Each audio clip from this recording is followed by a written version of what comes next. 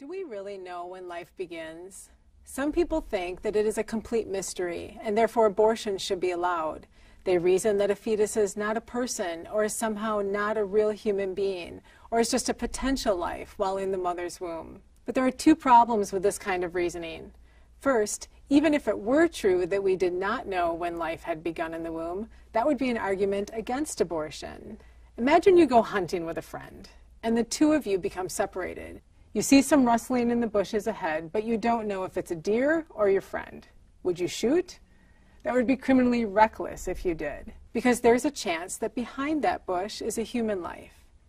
In the same way, if there is a possibility that there is a human life in the womb, it would be reckless to kill that life.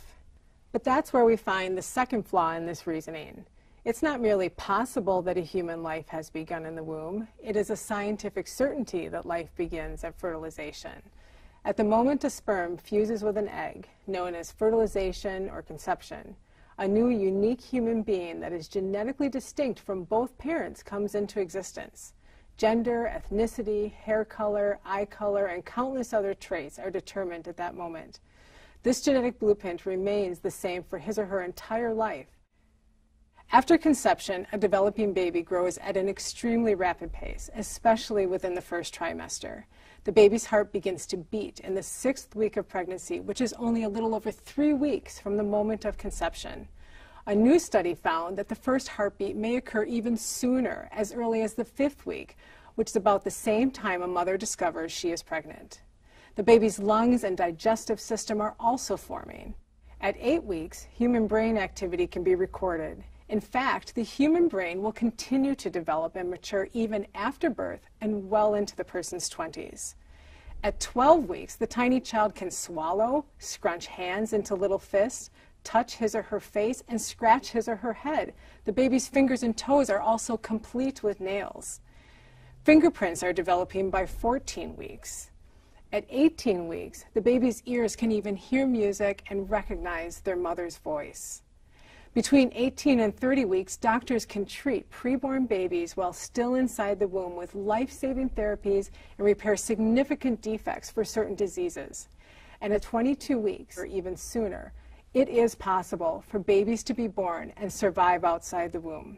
It is also a fact that preborn children exhibit behaviors that we do on a daily basis. They smile, feel pain, cough, yawn, hiccup, respond to sound and light, sleep, and possibly even dream. Some researchers have even shown that babies may cry while in the womb. So referring to the preborn child as a zygote, blastocyst, embryo, or fetus at different stages of development does nothing to lessen his or her humanity.